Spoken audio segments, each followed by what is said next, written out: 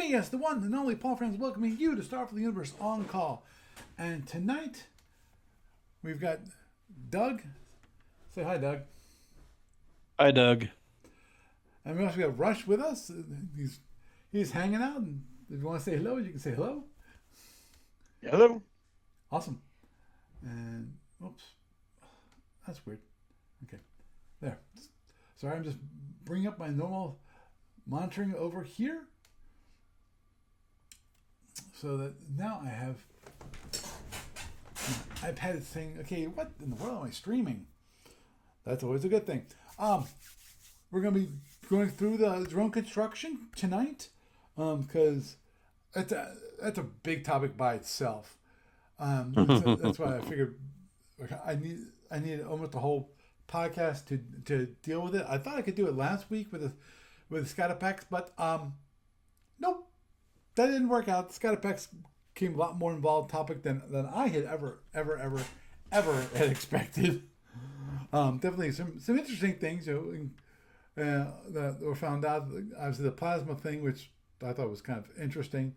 Obviously, for plasmas, they have to be in plasma D launchers, unlike Scatterpacks. And I saw this comment about the Scatterpacks on Facebook, just to mention this real fast, which is that they thought it was a hack. You can't just tape drones onto into a shuttle and it will then launch. It's like, yeah, that's probably true. I'm not exactly sure what mechanism they say that happened, but it is what it is. It's part of it's part of the rules. So it the hack, and it works, and it's part of the rules. So now, really quick before we start anything else, what I wanted to do actually, wait a minute. Oh, I know where I put it. I put it down here, didn't I? There it is. Okay. Don't mind me. I was just bringing up the one thing I wanted to talk about really fast, and this is just a short one because I talked about it in the news portion, which is the World League tournament. This is a fun tournament that we've played in the past on SCP Online, and what's really neat about it is that you get a team of players, from 1 to 4. I think it's 1 to 4 players. Yeah, I forget. Team selection.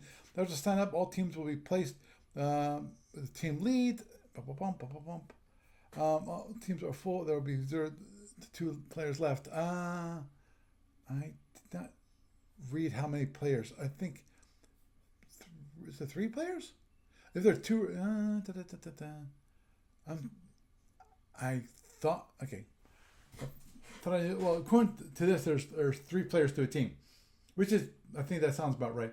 And there can be either 2 to 4 teams, and I'm assuming this people are really interested in it because I love playing this, because the great thing about this is that if you actually play a game, just play it, you get points.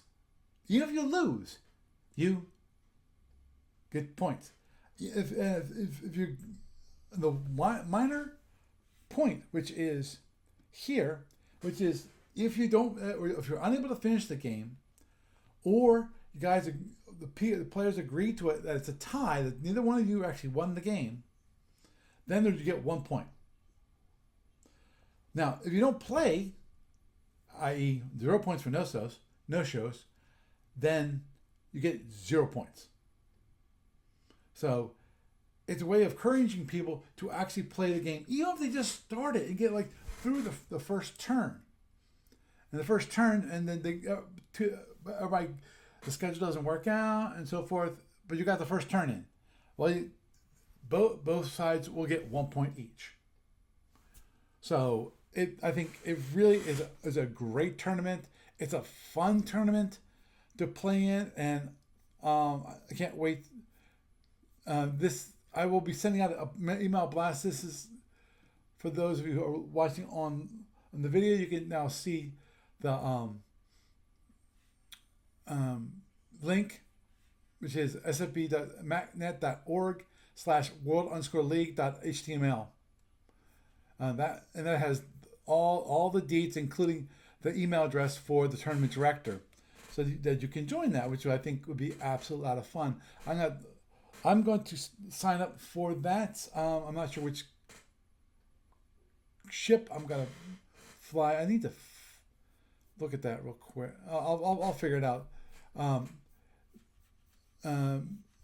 the two preferred places for posting things is going to be on this Discord server here, and also the Legacy BBS, which is, I think, most old timers like the old BBS. Yeah, it's kind of it's simple, but I like it just because of the threading is simplistic. You just have one thread which you talk through that.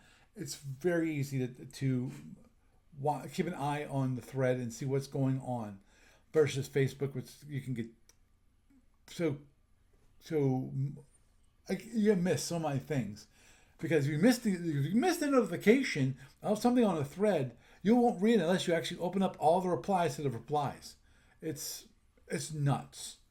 That's not the way I want it. I want to be able to look in something. Give me all the replies for this thread. From this post. There's no easy way of doing that in Facebook. So, anyhow, I'll go. Just let you know it's already posted on the Discord server here on the Starfleet Battles channel. So it's right here. So you can contact Matt and sign up for it. Yeah. He agreed. There it is. Put simply, it's a team game of teams of 3. So I was correct in that. So that's a quick start of. Just remind that I will, as I said, I will be sending an email blast to everybody who's on SFB Online.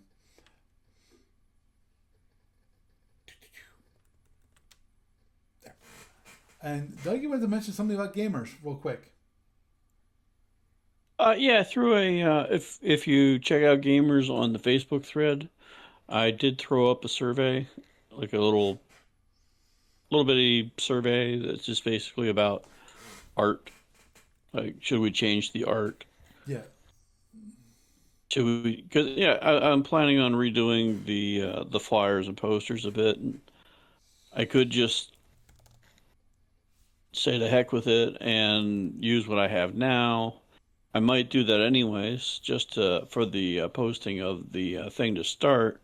But in the long run, I think I think it's overdue for a change.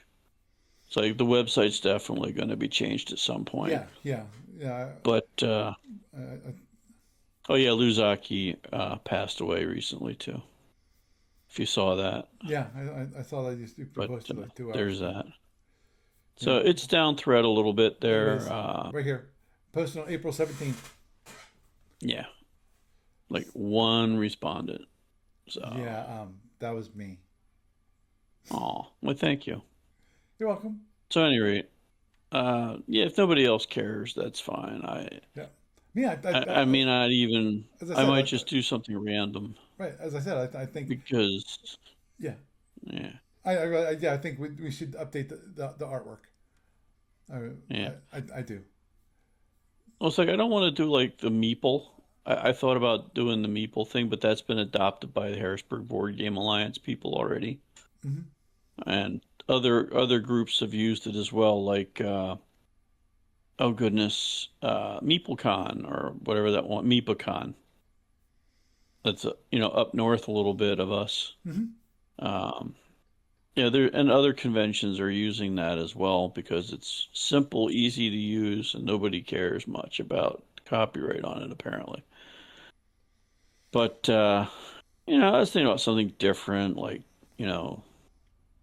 Dice Goblin or God knows what. I have no idea what to throw down there because we have such a varied group. I mean, that's really kind of. By the way, you probably want to update Gamers of Winter on the header for. Oh yeah, absolutely. Well, when I do when I post the event for Gamers of Summer. I'll replace the group picture Okay. with the flyer for it. Okay. And Cool. I could go do that all in like an afternoon Hmm. and just recycle what I have right now. But for the long run, I was thinking about doing something different. Hmm. So that was basically it. That's the only thing I really have as far as news goes for that. Okay. Because I think I mentioned last week that yeah, we do have the contract now, and we're going to go back to the same place. And another group that was with us before is going to be coming back with us, and hopefully that will be a significant influx of extra people coming in, which would be nice. So you wanted to spend something like 5-10 minutes talking about drone construction. Yes. Yeah.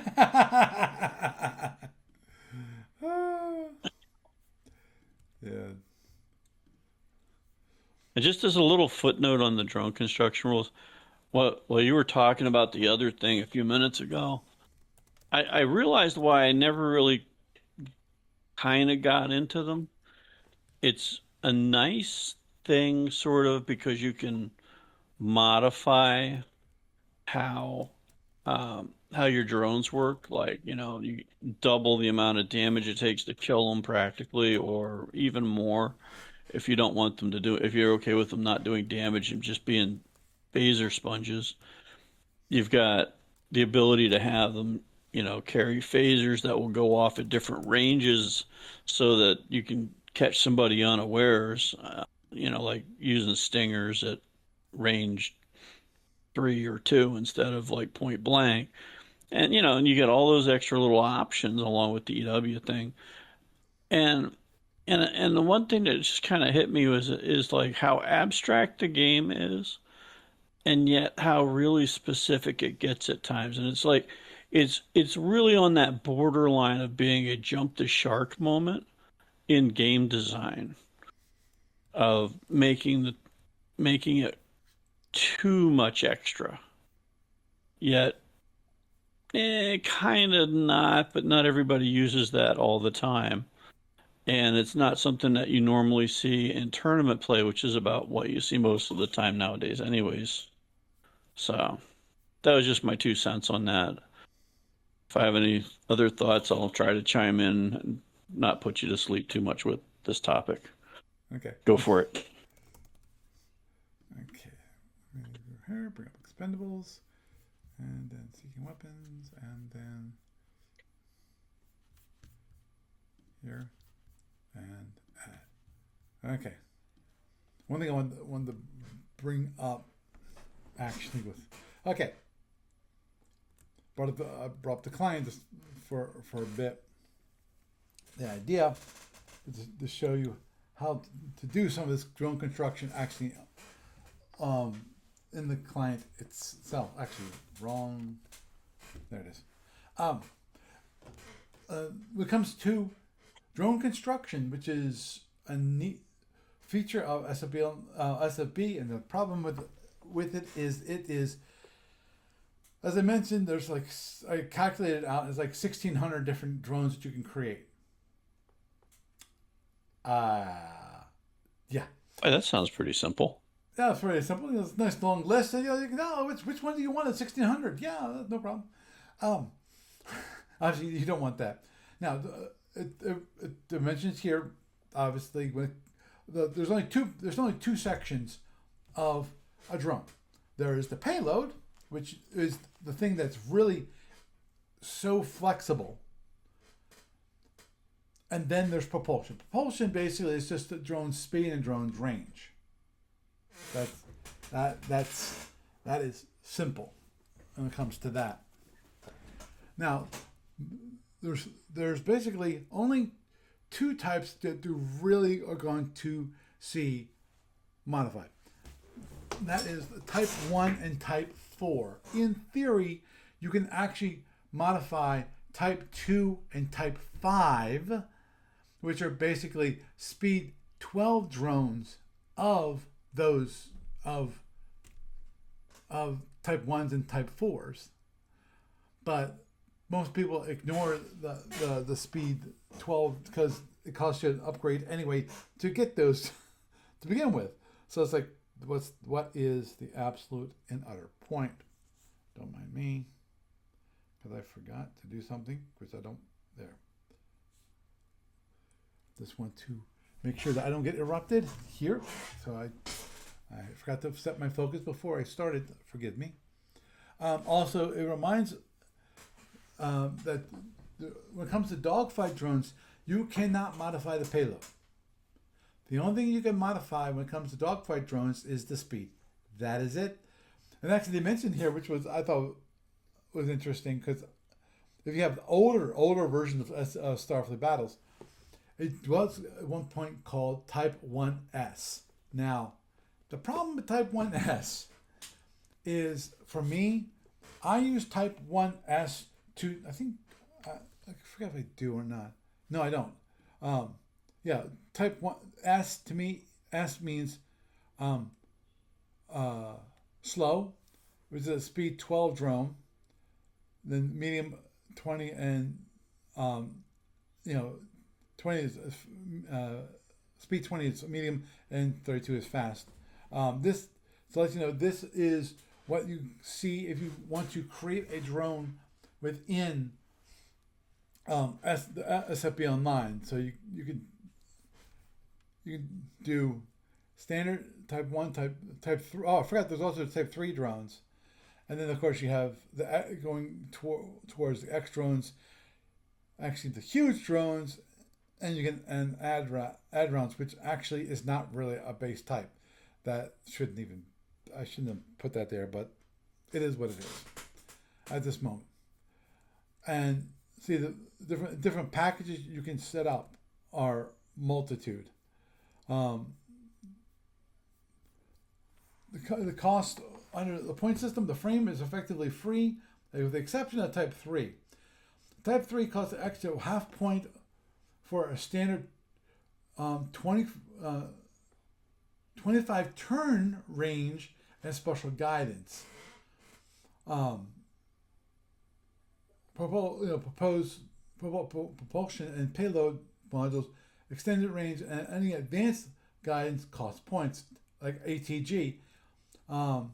If it's added to the frame, that's half a point. AG cannot be added to Type 3, which already has a special type of guidance. And they talk about Type 3 drones are one space drones, but when given extended range by F2.222, they become Type 3XX, which are two space drones with one payload space, and special speed upgrade costs for that are the same as for the two space drones. So this is what they have it when it comes to speed 8 slow, speed 12 is moderate. These drones are simply slow drones designed to burn less fuel. They are marginally more effective at cheap speed, but the moderate drones were available shortly for the drones. Endurance for these basically that reduced from to 2 turns from 3 turns. Medium, that's a speed 20, and fast speed 32. So now the client I modified a little bit just because of I can't have M for moderate and M for medium. It gets confusing. So I went for S for slow for the moderate. So yeah, the SFB Online tournament. SFB Online client doesn't quite match it.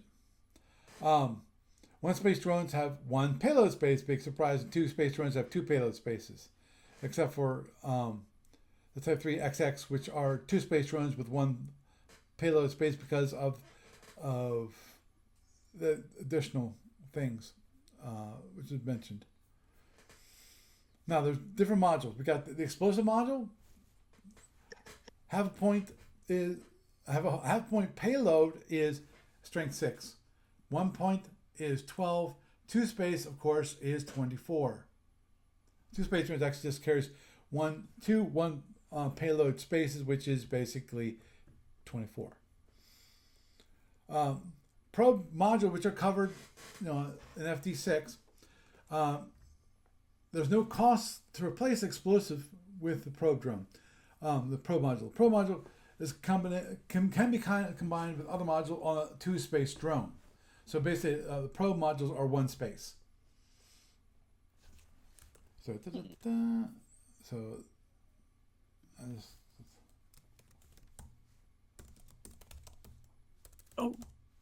let's go Paul Special, and we're going to create a Type 4 heavy drone, and we're going to say it's fast. Now that's gonna, if I recall correctly, that costs a half, the full point, I think. Fast. It doesn't say.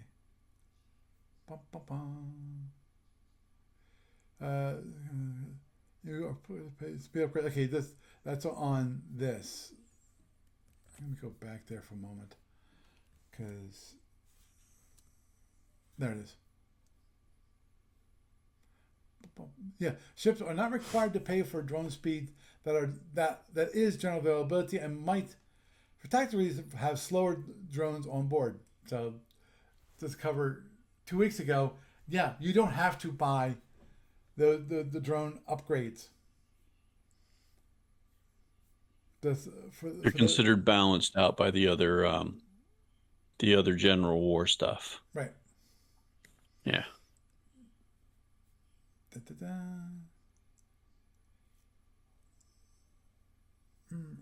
I have a trivia question. Shoot. The probe drone thing. Yeah. Can you use that to identify other drones seeking weapons and stuff? Or is that just for labs only? I have to look. My guess is that you can use it to identify drones. Where is it?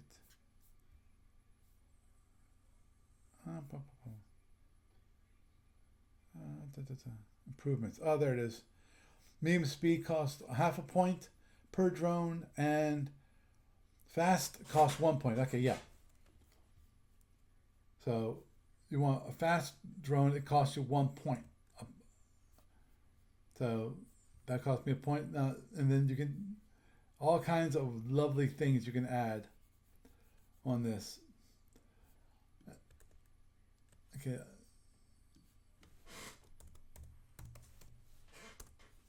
I'm going to bring up the probe drones real quick.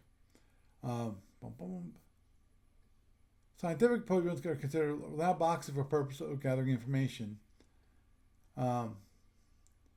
Produce for a assigned target, the information gained is closest.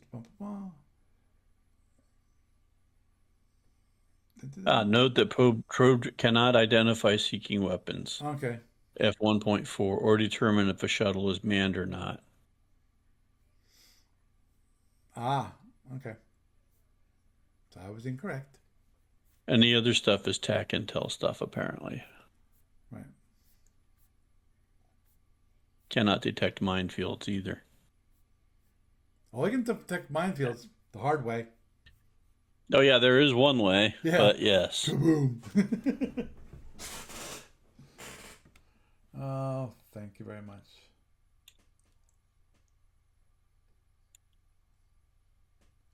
And thank you very much. Goodbye.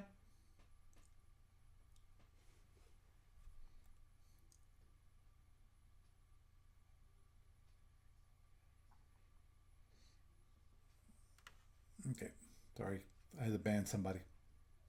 Of course, there's was covered in FD8, which is multi-warhead modules, which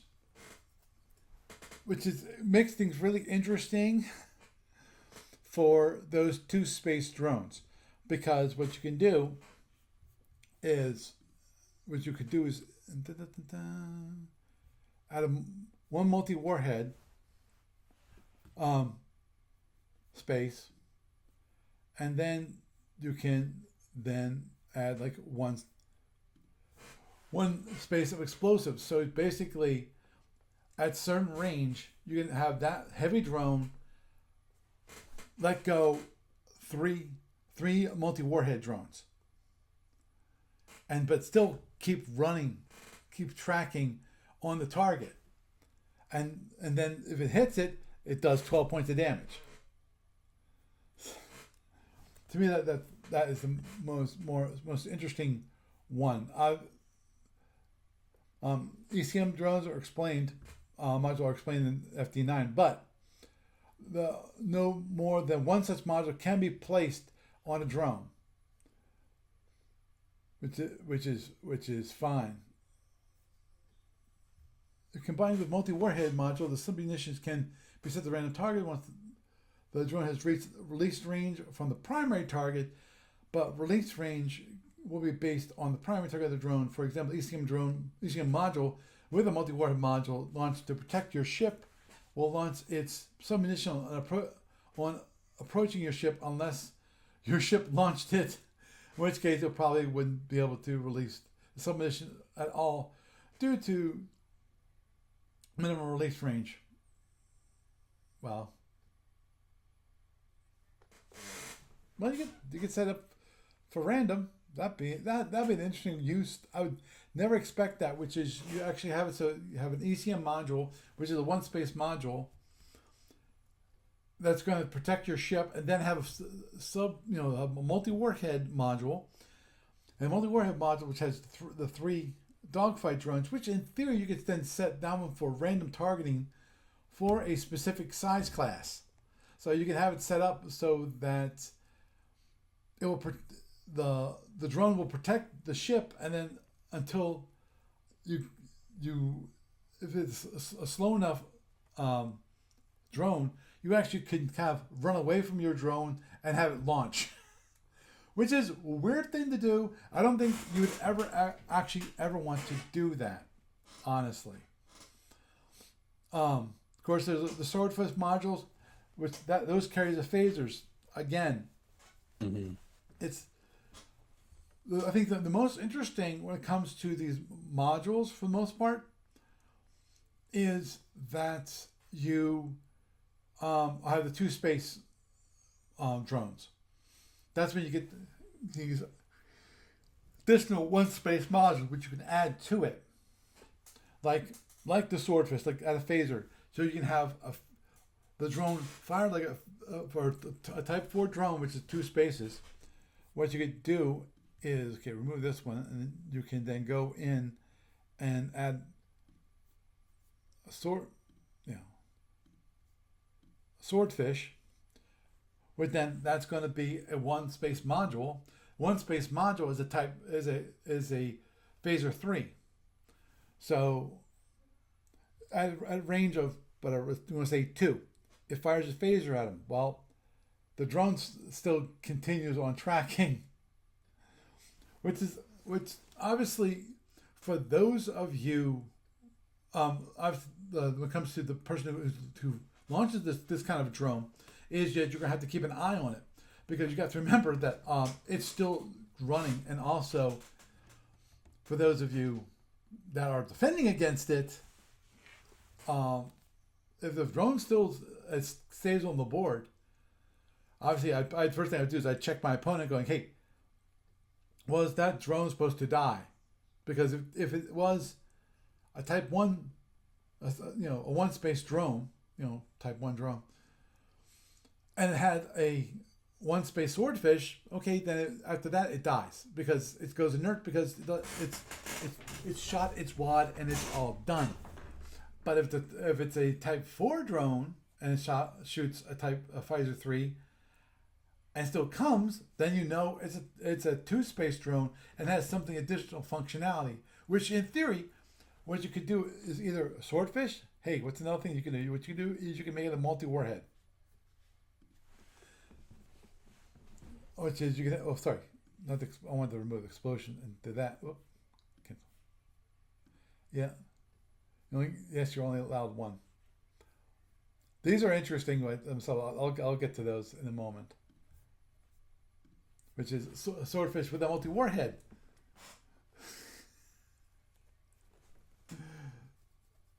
So, yeah. Where you actually come in with your, with your dogfight drones.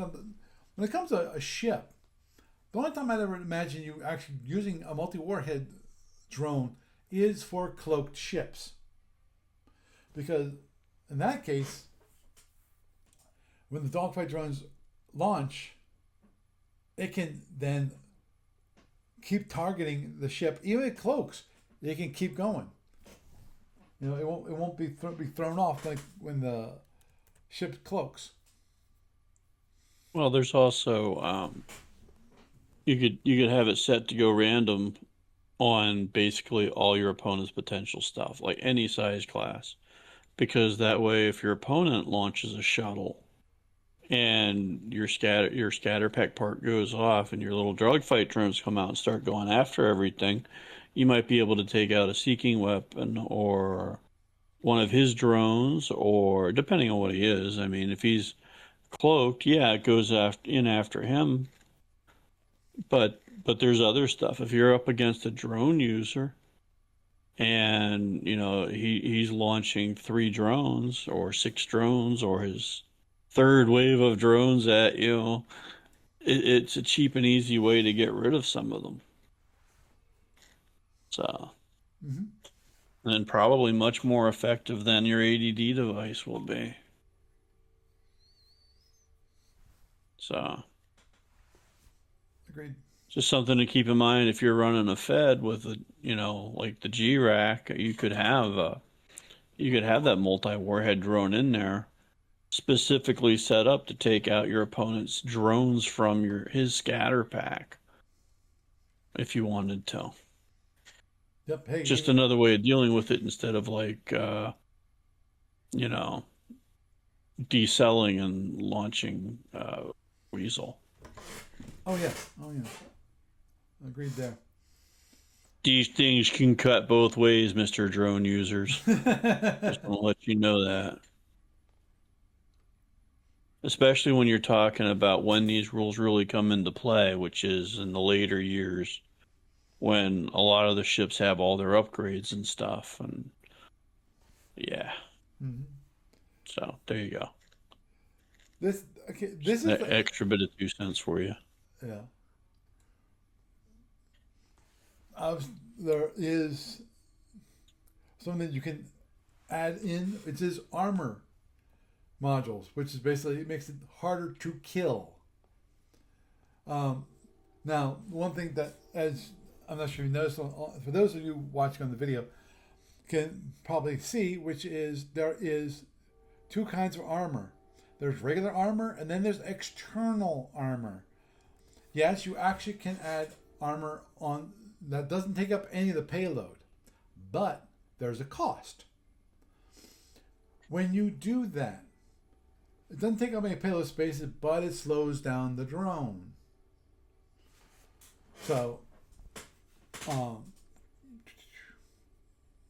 me.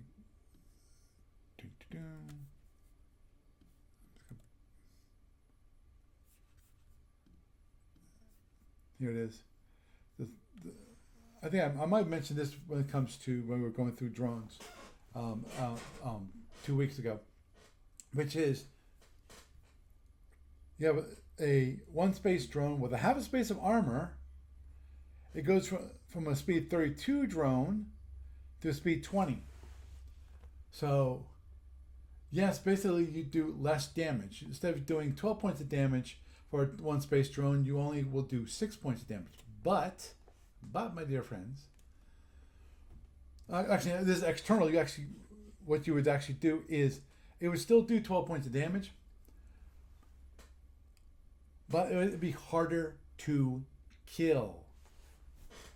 And harder to kill with phasers and other direct fire weapons, except for ADDs.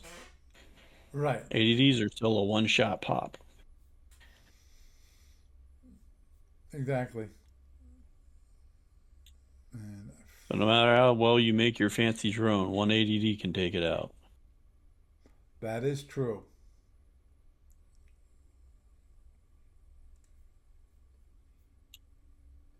Okay. I was looking for it. I don't see it. What are you looking for? How how much damage does an armor take? I didn't see it here. And then also they mentioned here on FT-13, which are basically they're called slug drones.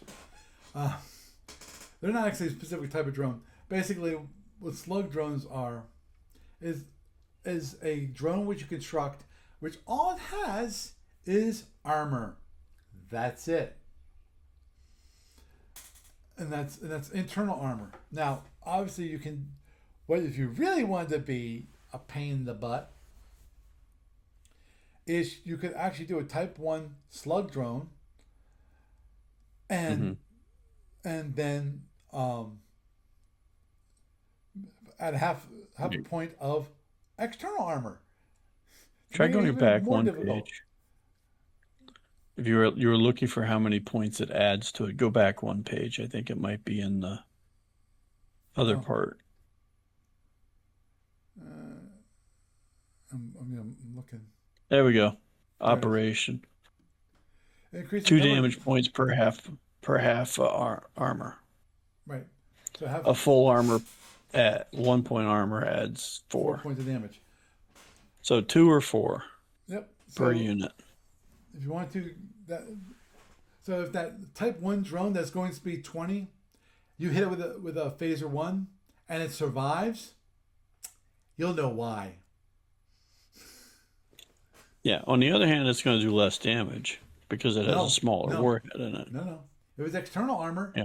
it does the same amount of damage, but it's 12 points. Mhm. Oh, okay. Gotcha. A fast Type 1 drone with half a point of Yep, yep, external yep, yep, armor yep. does. Yep, yep, yep, yep, yep. Got it.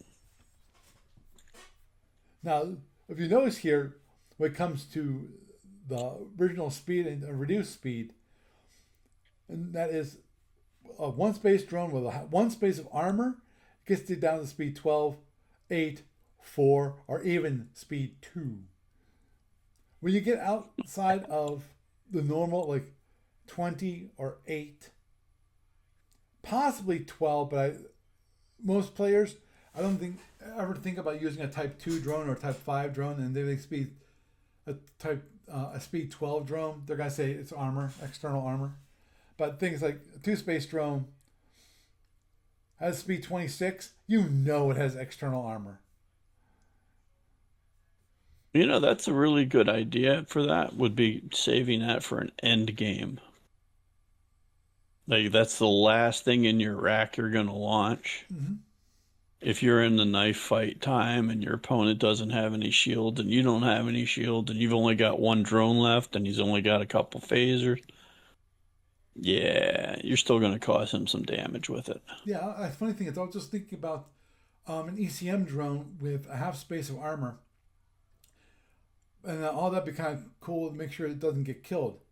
But the one thing I was just thinking about, which was in the fleet combat that I've had, where, and that's in my mind, that's where you got to use the most drones. You use ECM drones and all that kind of thing. In that case, I think it'd be pointless. And the reason why I say that is because of, in my experience, most people, when it comes to getting rid of somebody's ECM drones, they don't fire at the drones.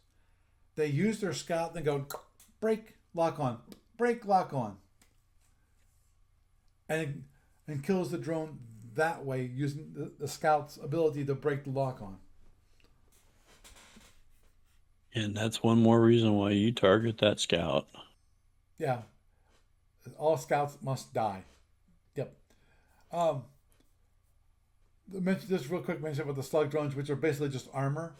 The idea of this is purely, as it says here, slug drones, because they can absorb more damage than standard drones, have to use against Lyrans with ESGs, and leading the way through asteroids, which is interesting by itself.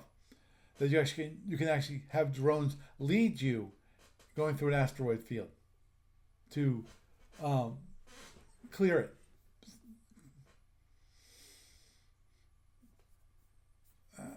Okay, let's go back. Oh, I'll be talking about that shortly, which is, of course, availability, which is a very important thing. Okay, you can have no modules. No modules do nothing. Why you'd ever want to do that? Basically, a null module means it doesn't adds no explosive. It doesn't add anything to as armor like armor does, which is adds survivability. There's no reason other than if you want to have a one space drone that does like less damage for some reason. That you don't want to have the full 12, you only want 6 points of damage. So if you want to, you can do that. There, in my mind, there might be a specific scenario which you want to do that for, where your idea is you're trying to limit the damage to what you're attacking. Because there are certain scenarios that do that. Though some scenarios actually require you to use like non-violent combat, which is a pain in the butt. But the idea of non-violent combat is so that you don't actually, you just disable the ship. You're not actually trying to blow it up. But basically, I get rid of all the weapons. It makes it a little harder to do, because you're trying to be more precise. But it means a lot of your firepower might be wasted. Mike, I just had a random thought for you. Maybe you should do like a petition to ask them to change the name of the rule from nonviolent combat, which is such an oxymoron, to something like to called shot combat, where it's like you're trying to pick off the power and the weapons Right. and ignore everything else. Yeah, it's just random, like, because I mean that's what they would call it in like some homebrew D&D games. Mm-hmm. They say I do a called shot at the guy's head or whatever, and you get a big negative modifier, but if you hit, you're gonna like really hurt the guy badly, if not take him out. Right. And So isn't there like if you roll like is it a natural 20 or a natural 1? I forget. natural one is like or a natural 20 20. would I think it's natural 20. Yeah. in some versions of D&D it's considered a critical hit. You do more Right. damage and stuff. Right. Oh yeah, that wasn't that a But if you want to talk Rollmaster? about critical hits, we could talk about Rollmaster. That's different. Oh, don't get me started on Rollmaster because I Oh, I that's love oh Rollmaster. me too. I think that was one of the best role playing games. I could run some Rollmaster. I have all my books. But at any rate, yeah, that has all its charts and everything with the critical hits built into the game. Whereas in the D&D, the critical hit concept was a homebrew thing to start with, and then it was eventually added into some versions later on, where if you hit like beyond your amount or by a certain amount or had like a natural 20, so it was always a hit, Mhm. Because even in the original version of the game, a natural 20 didn't necessarily mean that you hit your target if it was that bad and you were that that powerful armor class and you were that weak of a player at the time, that low level and didn't have any bonuses and stuff. Right. So, Yeah. but anyway, we digress. Yeah. There's definitely like this with Rollmaster because I love that critical hit system. Yeah, the null thing I could see is like could be part of a deception thing. Mm-hmm. So there's that. I honestly just like the only thing I could think of when you said the null module part is like, empty compartment with a big plastic cover on it or something. Right. Now, the interesting part about null modules is, as mentioned in FD 10.48, which is null modules look like explosive modules even if identified. So if you do a lab on it and you go, oh, I identified that drone. Null modules will be considered explosive modules.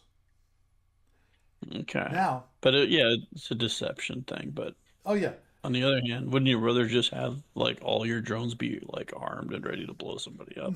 well, again, one thing that you could possibly, as as defined by the scenario, which is you can actually a way. Let's say I was just thinking about of. Well, I'm not sure how that would work. Because I was thinking about a scenario, but I don't think this actually would work. Which is you have to be the first person to actually destroy or fire upon another person's ship loses. Oh yeah, The they drones see the would, thing coming yeah, the in drones and would they be decide to. considered firing on another ship. So it's like that thought was wrong. Okay, now obviously for those of you FD Us, 10.51, 52, and 53, those are your cost charts. Very important to know those. At least I was trying to think of all the monster scenarios, and I can't think of anything in there that says, hit it with an empty drone. right. Me neither. So so those charts are very important when you're building your drones. And all I gotta say, don't go crazy, because I don't. For most part, I don't think people go too nuts when it comes to drone design. As I mentioned when I mentioned it like 2 weeks ago, which is Ted said, "Oh, why don't you just generate the full list of drones?" Like, well, because most probably you're gonna possibly use somewhere between, my guess is 10 to 20 different drone constructions. You're not going to be using 1600. You're going to be maybe 20 different kinds of drones. And most But here's probably, the thing. yes, The big thing about this is that it could be used for a gimmick thing that you need to do, or it can be used for a specific set of tactics that you want to try to employ. right, But it really will punish you as a player if you try to do like a whole bunch of different things in the same scenario. So, like, if you want to have X number of your drones be Stingray and X number be Starfish and a couple be normal and another one be an ECM and another be a probe drone for whatever reason, okay, then knock yourself out. But the problem is you're going to spread your firepower over different ways of applying it. And it's going to be detrimental to your ability to cause significant damage to your opponent. You'd almost be better off with like going, if you're going to use swordfish, using a payout that's all swordfish in that flight, and then your next flight might be all starfish or stingray or normal ones. But that's just my opinion on it. From a looking at it from a tactical point of view, right. is that if you go too nuts with it, you're punishing yourself, and you're basically doing what they call in poker fancy pantsing yourself into a loss. So by trying to be too elaborate with it. So okay, sorry, go ahead. That's fine. Um, yeah. So I'm sure everybody would like to have all of these specialized drones available to them. They would all like. I'd like to have all of them to be spearfish drones, or all of them to be swordfish drones. Hold on your horses there, folks, because availability. That is okay. General availability for these are the easily produced and most widely available, which is thus explosive modules, frames types of 1 and 4, extended range, and ground bombardment drones, which are specialized drones. All these drones have general availability. Restricted availability are those drones which have drone components that are not widely available as general items. Probe drones, ECM drones, armored drones, and HEG guidance. No more than 25% of the drones of any ship can be or contain restricted availability items. Exceptions are marked with D%, i.e., probably like the Klingon D6D, basically drone bombardment. I think that's what D% designation on the master circ chart is. That basically drone bombardment ships, which are basically meant to obliterate a starbase. Now, Xinti ships are allowed a 50% restricted availability. Carriers with 10 or more fighters or 5 or more heavy fighters are allowed 50%. All other units with a D% or DB on notes column and type 3 ECM drones, which are 25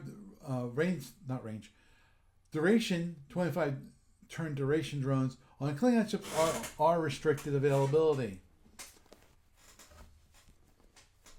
Which is interesting to mention because it's already restricted availability. Limited availability. These are the most expensive drones, hardest to build, and most likely to be available drones. Limited availability drones include multi-warhead, swordfish, slug drones. That's weird. Spearfish drones, external armor, and Type 3 frames. No more than 10% of the drones on any ship can be that of the limited availability items. Exceptions, of course, D%. Xintis are allowed 20% of limited availability. Carriers, again, of 10 or more fighters, 5 or more heavy fighters are allowed 20% also. And any other unit with a D% or DB column. So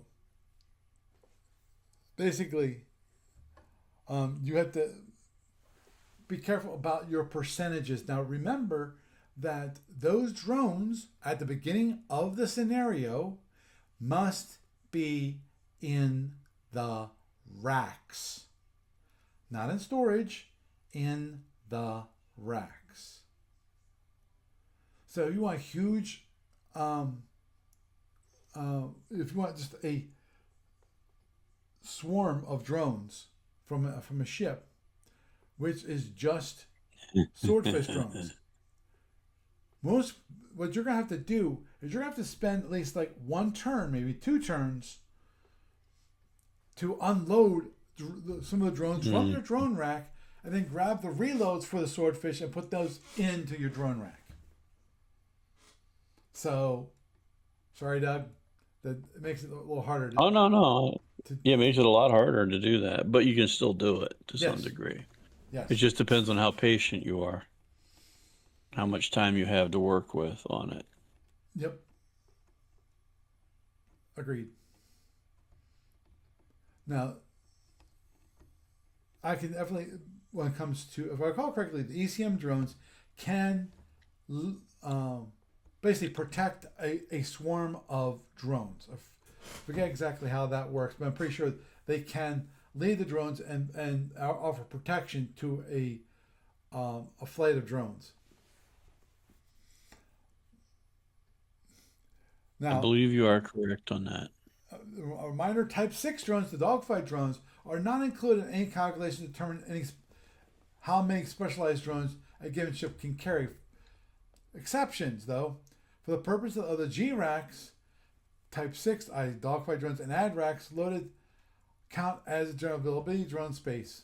E.g., Type G-rack on a non-Xinti or non-carrier ship might have 1 restricted available drone space and 3 spaces of Type 6 or AD, or a combination of the two.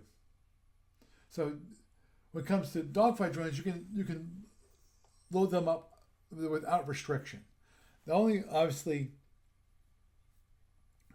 the one thing you're going to have to worry about is here.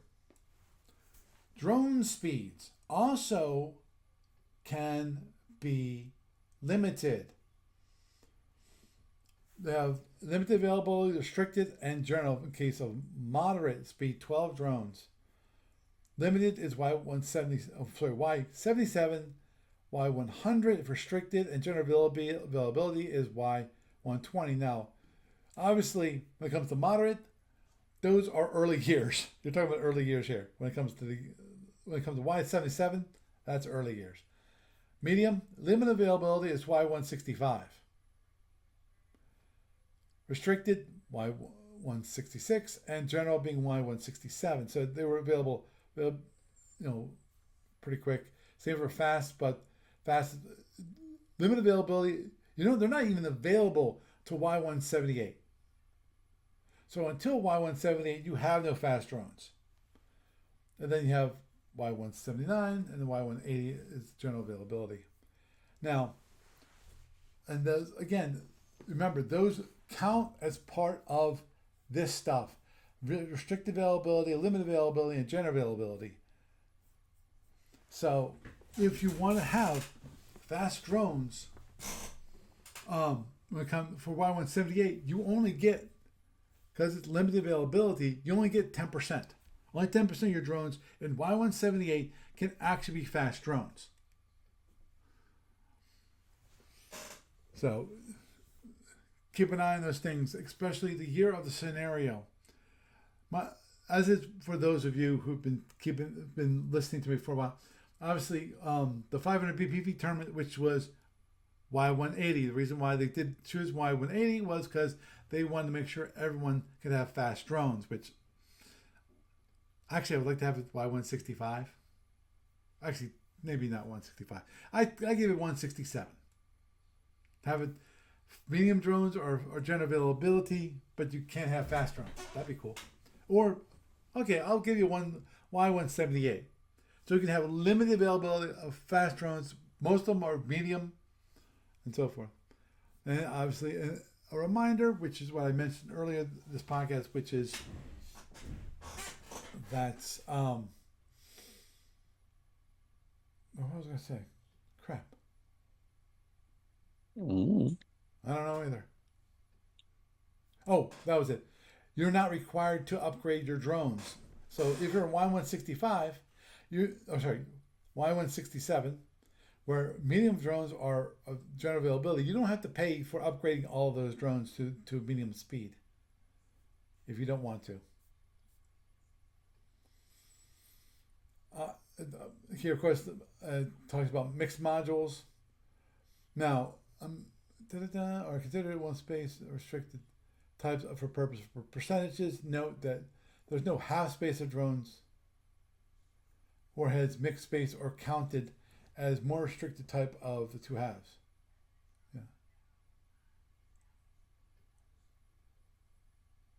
And mixed space are kind of as more restricted. Yeah, big surprise. Yeah, so you have two different kinds of modules. One is less restricted than the others. For example, a simple one, which is you have explosive module and let's put it this way. You have a swordfish module, and you've got a armored drone. Then it's considered limited availability because of it's got a swordfish module, because it's going to be the more restrictive of the two restrictions. And obviously as I mentioned previously, with the limited availability, drone bombardment ships, drone bombardment mission, which have 100% of their drone space is taken up by Type 3 XX drones. Scenario: the drones are marked DB on the master sharp chart. The module of those drones remain under the original percentages, but note that the Type 3 XX drones is a two-space drone with one space of drone of actual space, payload space. I.e. Type B drone racks can only hold 36 spaces of drones, but only 18 payload spaces of warhead purposes. So you only can have 18 drones, even though there's 36 spaces of drones. Survey cruisers are drone using and performing survey missions can have up to 50% of the drones warheads with probe modules. So one of those special cases that if it's a survey cruiser, you can actually have more probe modules when it comes to those restricted. Scout ships, a drone using empires, including survey ships, can have up to 50% of drones loaded with either ECM or probe modules. So, and it really applies only to ships designated in the script as a scout or survey ship. PF tenders, area control ships, division patrol carriers, and bases are not considered scouts. PF scouts and survey PFs are not considered scout ships or survey ships. Just a reminder. Scout carriers are scouts. Survey cruisers acting as a light carrier are considered to be a survey ship, but survey ships acting as commando ships are not considered survey ships. Yeah. Okay. So, yeah. Assembly. The assembly of drones are actually normally done at the base or factory. While changes can be made on board ship, they cannot be made during the scenario. There is an exception here. Let me look at this. It's FD.23. I'm just going to look at that real quick. What is the exception? Unloading. The submissions, are identical to all drone Type 6 drones, could be removed from a multi-warhead for use by other launchers. Able to use Type 6 drones. Note the submission can only be removed from a rack if it's in reload storage, not from the drone that's in drone rack or a ready rack. If the submunitions are removed, this requires half-day crew space. The multi-warhead is ruined and cannot be reloaded or used. Ooh. So it's a one-way trip. It's a one-way trip. Yep. So I was thinking about a scenario, and obviously you can't do that, which is the scenario where you unload. If you have Type 6 medium drones in your multi-warhead drones, which is unloading them and then reloading them with like fast speed dogfight drones or slow speed, change out the speed of them while they're on the ship. Obviously, that cannot be done. It's a one-way street. Okay. So that's a minor exception to the assembly rule. Change aboard ship that would be limited to disassembly and reassembly no more than 2 drones between any 2 consecutive scenarios. More than 2 drones. Wow.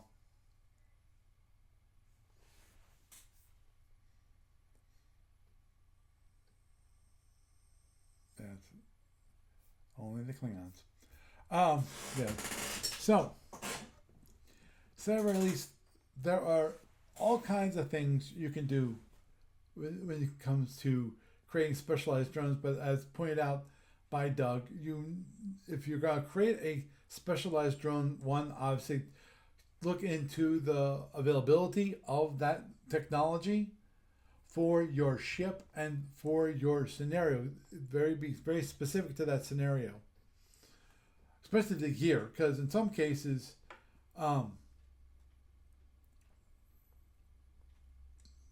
say you're doing a campaign, meaning like a mini campaign is what I'm thinking about, where you have a number of scenarios where you'd actually like to have, and each scenario you might want to have a different set of drones, but you can't. In those campaigns, most probably you'll say you can't change the loadout of those drones, which means you have to come up with an all-around good fit for the whole campaign, mini campaign that you'll be running. So obviously, these are restricted, what you can have, which is interesting actually. Um, that's one thing I think is interesting about the 500 BPV tournament, which is of course these drones can be changed between components, which is you know I don't like that idea personally, just because I think you should be required to have the same loadout for everybody. It's just like, well, the thing is, in normal tournament, you don't you're not required to have the same loadout for each opponent you face. So I guess Mhm. that's what Jeff is going with. So anyhow, so any last thing you want to say, Doug, about drone construction before I call an end to this? Oh, yeah, it's something you really need to think about and not to go too crazy with if you're using that as a rule. Um, you might want to really think about what tactical purpose you're using it for in the scenario that you're using it for. Because it's one of those things that it's a nice icing on the cake, but from core gameplay, it doesn't necessarily um, add that much. It could be the difference between winning and losing, but it in a scenario, but it could also be something where you can easily like take away from the basic crunch power that you have and out subtle yourself. Mm-hmm. Yeah, I So agree. and also when you were talking about campaigns, it depends on the campaign too. I think some campaigns do allow you to refit and reallocate in between Right, scenarios right, or between turns of the campaign. right, But that's subject to the rules of the campaign. right. So, Exactly. It, yeah, other than that, I really don't have a lot to say. I think I pretty much said it in the beginning. yeah, Um, agreed. it's a nice thing Yeah, I in its think. own right, but Mhm. yeah, go ahead. The only thing I was going to mention is that I think, for most part, a lot of the drone construction can be looked at as a surprise. The idea is to surprise your opponent and um, basically make your opponent do more work. Don't have so they're not always assuming, oh yeah, that's just a Type 4 drone or a Type 1 drone. That's just gonna be explosive. Yeah, I can wait until range 2 to fire at it when all of a sudden it was a Spearfish drone, and it fired at me at range 3. It was Type 4, so it Hmm. fired a nice phaser at me at larger range, and I was not expecting that. That kind of surprise kind of factor to keep you on your toes. So Yeah, definitely. It's a rule that if you're teaching somebody how to play or you have a bunch of beginning yeah, players, it's something that you might want to like hold off on for a bunch of sessions. yeah. This is one of those things that I don't think many people actually use.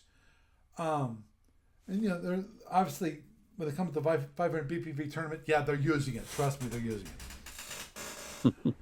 But for the most part, they're not using it. They don't use it that much.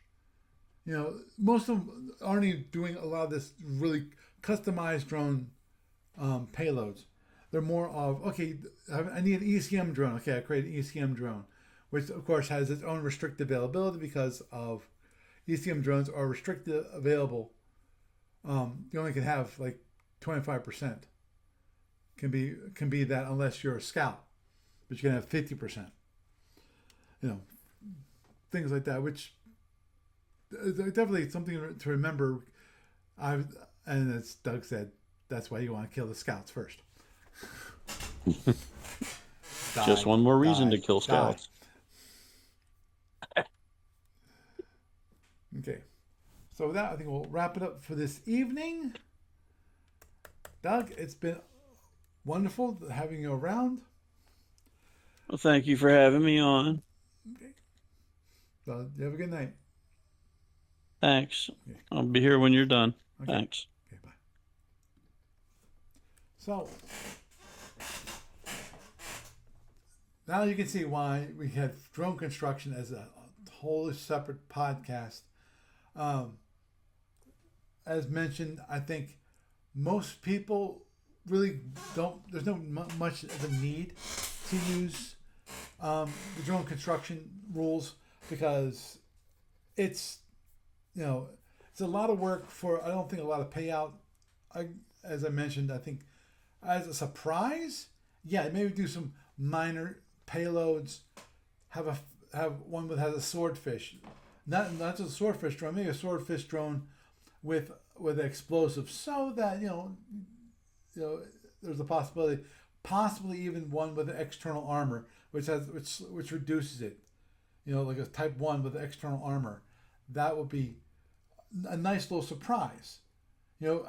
Far that launched a couple of those drones in a flight of other actual Speed 20 drones, and then you have a couple that actually might survive, and the person will be surprised. You might actually get damage where you might not previously had damage, might not previously have gotten damage on the guy's ship. Obviously, remember that most drones are what? They are tactical. They're mobile terrain is what they are. They're mobile terrain, which means their opponent was probably going to try to avoid it. Therefore, you can use your user-seeking weapons to force your opponent to go one way or the other on the map. So, with that, I am Paul Franz. I bid you a good night.